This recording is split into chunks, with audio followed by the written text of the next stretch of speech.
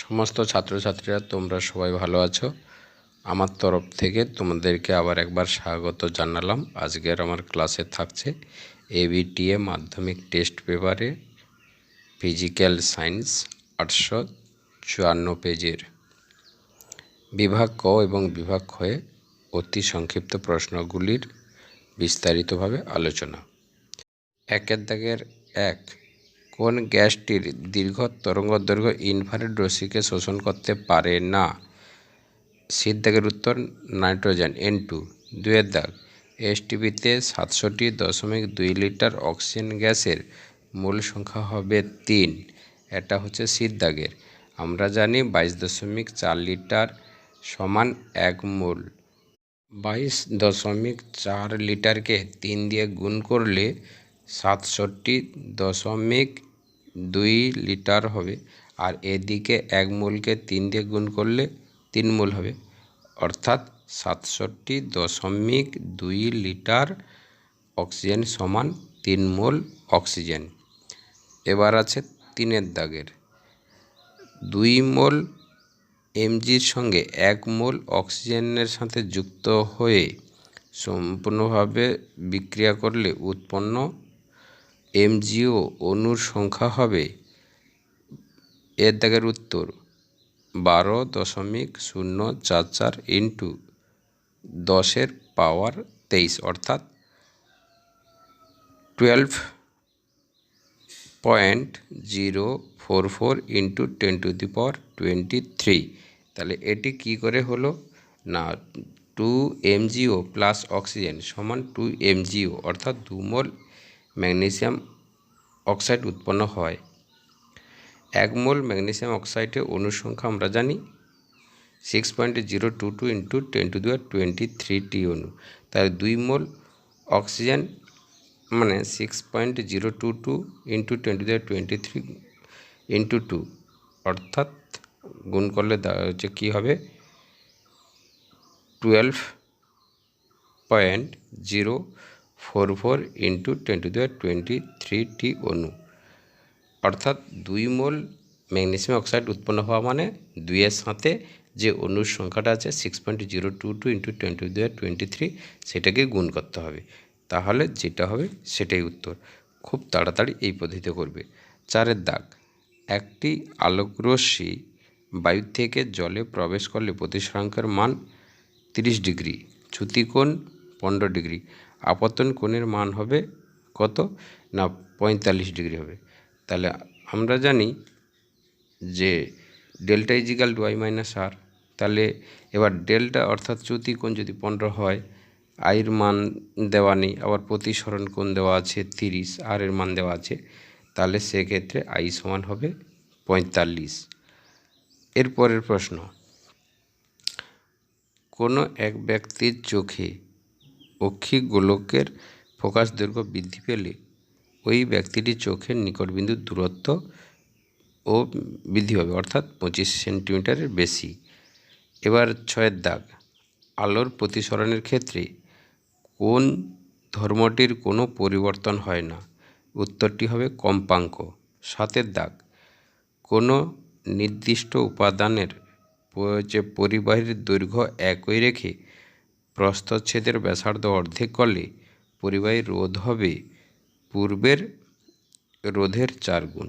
তাহলে এটি কি করে হলো না, এটাকে যদি আমরা করি দৈর্ঘ্য সমান L, প্রস্থচ্ছেদের ব্যাসার্ধ সমান R, রোধাঙ্ক যদি রো হয় এবং রোধ যদি R1 হয়, R1 সমান রো ইন্টু L/A1, আর এটাকে আবার যদি রো ইন্টু L/, এর মান মানে অর্থাৎ প্রস্থচ্ছেদের ক্ষেত্রফল হচ্ছে πr², দ্বিতীয়টির দৈর্ঘ্য L, প্রস্থচ্ছেদের ব্যাসার্ধ R/2, রোধাঙ্ক রো হলে এবং রোধ যদি R2 হয়, R2 সমান রো ইন্টু L/A2 সমান rho into L/π into R/2 এর হোল স্কোয়ার। এবার R1/R2 সমান রো ইন্টু L/A1 আর রো ইন্টু L/A2। তাহলে রো রো কেটে গেল, L কাটবে, তাহলে এটা হচ্ছে উল্টিয়ে দিলে হবে A2/A1। তাহলে এর মানটা বসিয়ে দিলে π ইন্টু R²/4, নিচে হবে πr², পাই আবার কাটবে, R² কাটবে, তাহলে রেজাল্ট হলো R1/R2 = 1/4, অর্থাৎ R2 সমান 4 × R1, অর্থাৎ পূর্বের যে রোধ তার 4 গুণ। 8 দাগ, 1 কিলোওয়াট ঘন্টা বলতে কত পরিমাণ তড়িৎ শক্তিকে বোঝায়? 1 কিলোওয়াট ঘন্টা বলতে এই যে ডি দাগের উত্তর 3.6 × 10⁶ জুল। 9 দাগ, কোনো একটি তড়িৎ কোষে মুক্ত বর্তনীতে যুক্ত করলে যদি তড়িৎ চালক বল ই, বিভব প্রভেদ ভি, প্রবাহ মাত্রা আই, অভ্যন্তরীণ রোধ স্মল আর এবং বহির্বর্তনীতে রোধ যদি ক্যাপিটাল আর হয়, তাহলে সেক্ষেত্রে ডি সমান ই মাইনাস ভি = 0, অর্থাৎ মুক্ত বর্তনীতে তড়িৎ চালক বল এবং বিভব প্রভেদ সমান। তাহলে সেক্ষেত্রে ডি দাগের উত্তরটি হবে। এবার আছে 10, মেন্ডেলিফের পর্যায় সারণীতে পর্যায় ও শ্রেণীর সংখ্যা যথাক্রমে 7টি পর্যায় এবং 8টি শ্রেণী। মেন্ডেলিফ যখন পর্যায় সারণী টেবিলটা তৈরি করেন তখন কিন্তু 0 শ্রেণী ছিল না, ওই জন্য এটি 8টি শ্রেণী। আর যদি পরবর্তীকালে নিষ্ক্রিয় মৌল আবিষ্কার হয় তখন হচ্ছে 9টি শ্রেণী হলো। 11 দাগ, কোন মৌলটির বিজারণ ক্ষমতা কম? এটি হবে Li, অর্থাৎ সির দাগের। 12, গলিত বা দ্রবীভূত অবস্থায় কোন যৌগটির তড়িৎ পরিবহন অক্ষম? এটি হবে ডি দাগের উত্তর Cl4, অর্থাৎ সমযোজী যৌগটি। আর সবগুলো তড়িৎযোজী যৌগ, আর তড়িৎযোজী যৌগ যেহেতু তাদের তড়িৎ পরিবহনের ক্ষমতা বেশি। 13, প্রদত্ত বৈশিষ্ট্যগুলির মধ্যে কোনটি সমযোজী যৌগের ক্ষেত্রে প্রযোজ্য নয়? এটি হবে সি দাগের উত্তর, বন্ধনের নির্দিষ্ট অভিমুখ নেই। তারপরে আছে 14, তড়িৎ বিশ্লেষ্য পদ্ধতিতে অ্যালুমিনিয়াম নিষ্কাশনের সময় অ্যানোডে ব্যবহৃত হয় গ্রাফাইট দণ্ড। 15, তড়িৎ বিশ্লেষণের সময় ক্যাথোডে কোন প্রক্রিয়াটি ঘটে? বিজারণ। এবার বিভাগ খ, নিম্নলিখিত প্রশ্নগুলি উত্তর দাও। 2 দাগের 1, বায়োগ্যাস প্ল্যান্টে কোন গ্যাস অনুপস্থিতিতে বায়োগ্যাস উৎপন্ন হয়? অক্সিজেনের অনুপস্থিতিতে। 2 দাগের 2, গ্রিন হাউস প্রভাব সৃষ্টিতে কোন গ্যাসটির প্রভাব সবচেয়ে বেশি থাকে? CO2। অথবা বায়ুমণ্ডলের সবচেয়ে শীতলতম স্তরটির নাম কি? মেসোস্ফিয়ার। 2.3, অতি উচ্চ চাপ ও নিম্ন তাপমাত্রায় বাস্তব গ্যাসগুলি আদর্শ গ্যাসের ন্যায় আচরণ করে। কথাটা সত্য না মিথ্যা? মিথ্যা। 2.4, দুটি ভিন্ন চাপ যদি P1 ও P2 হয় এবং তার চার্লসের সূত্রানুযায়ী ভি বনাম পরম উষ্ণতা এর লেখচিত্রটির ক্ষেত্রে P1 ও P2-র মধ্যে কোনটি বড়? এখানে P2টা বড় হবে P1-এর থেকে, অর্থাৎ P2 > P1। অথবা চাপ ও আয়তনের গুণফল SI এককে কী হবে? জুল পার মোল। 5, বিবর্ধক কাঁচরূপে ব্যবহৃতের ক্ষেত্রে উত্তর লেন্সে কোন ধর্মকে কাজে লাগানো হয়? বিবর্ধক হিসাবে। 6, অবতল দর্পণের সামনে কোথায় বস্তুকে রাখলে বস্তুটির অসত বিবর্ধিত প্রতিবিম্ব গঠিত হয়? ফোকাসের চেয়ে কম দৈর্ঘ্যের। 7, শূন্য মাধ্যমে আলোর তরঙ্গ দৈর্ঘ্য ও কোনো নির্দিষ্ট মাধ্যমে আলোর তরঙ্গের দৈর্ঘ্যের অনুপাত ওই মাধ্যমের পরম প্রতিসরাঙ্ককে বোঝায়। কথাটি মিথ্যা। 8 দাগ, কোনো পরিবাহীর দুই প্রান্তে বিভব প্রভেদ 100 ভি, পরিবাহী এক প্রান্ত থেকে অপর প্রান্ততে 10 সি আধানকে নিয়ে যেতে হলে কী পরিমাণ কার্য করতে হয়? 100 × 10, অর্থাৎ 1000 জুল। এবার 9 দাগ, দুটি রোধের সমান্তরাল সমবায়ে তুল্য রোধ 2 ওহম, একটির মান 3 হলে অন্যটির মান হবে 6 ওহম। তা কী করে হলো না, আমি যদি বলি তুল্য রোধ এর মান তো দেওয়া আছে 2 এবং একটি রোধ সেটি যদি আর ডট ধরি সেটি দেওয়া আছে 3 এবং অন্য রোধটাকে যদি আর ডবল ডট ধরি তখন সেটা বের করতে হবে। তাই তুল্য রোধ R equal to R dot into R double dot by R dot plus R double dot. তাহলে সেক্ষেত্রে তুল্য রোধ 2 equal to 3 into R double dot by 3 plus R double dot. এবারে কোনাকুনি গুণ করলে R double dot equal to 6 বেরোবে। তাহলে এখানে তাহলে আর ডবল ডটের মানটি হলো 6, অর্থাৎ অপর রোধটি হলো 6 ওহম। অর্থাৎ 1 MW ইজিক্যাল টু কত কিলোওয়াট? 1 মেগাওয়াট সমান 1000 কিলোওয়াট।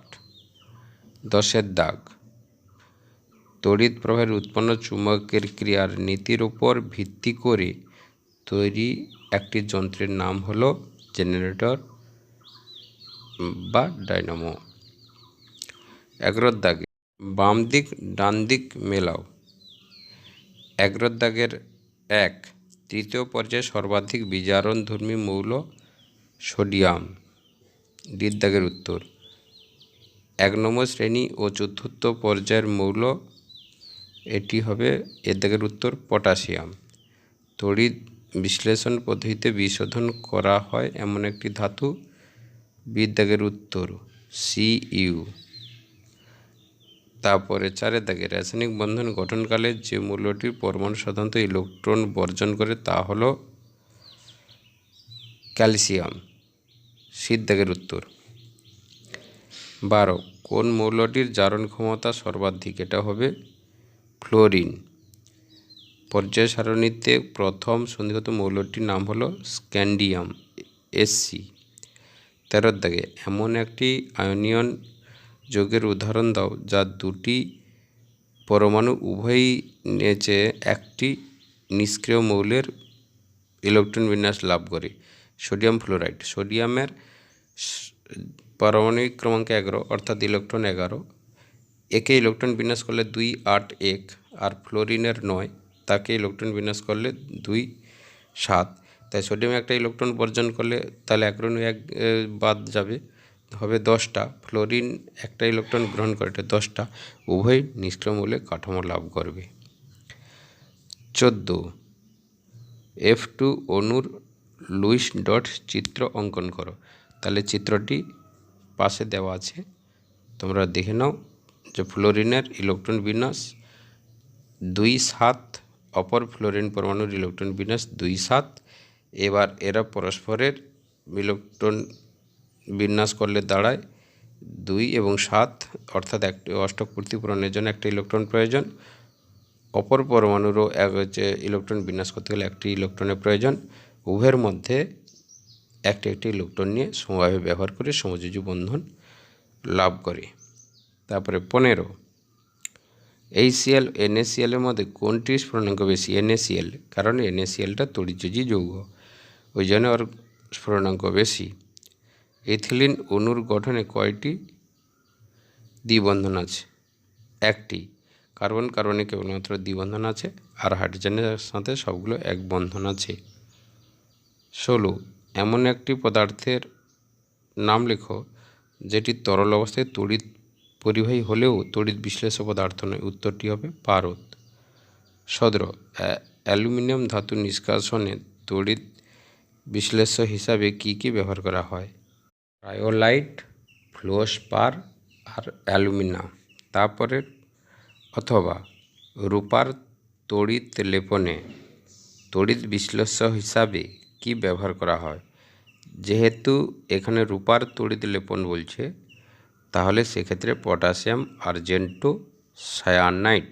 তারপরে 18 অ্যাসিড মিশ্রিত জলে তড়িৎ বিশ্লেষণে একই উষ্ণতা ও চাপে উৎপন্ন হাইড্রোজেন ও অক্সিজেনের আয়তনগত অনুপাত হবে 2:1। আমার ক্লাসটি এইখানেই শেষ হলো। তাহলে তোমরা সবাই ভালো থাকবে, সুস্থ থাকবে। তোমাদের পরবর্তী ক্লাসে নিয়ে আসবো এবিটিএ টেস্ট পেপারে 883 পেজের ফিজিক্যাল সায়েন্সের বিভাগ ক এবং বিভাগ খ অতি সংক্ষিপ্ত প্রশ্নগুলির উত্তর।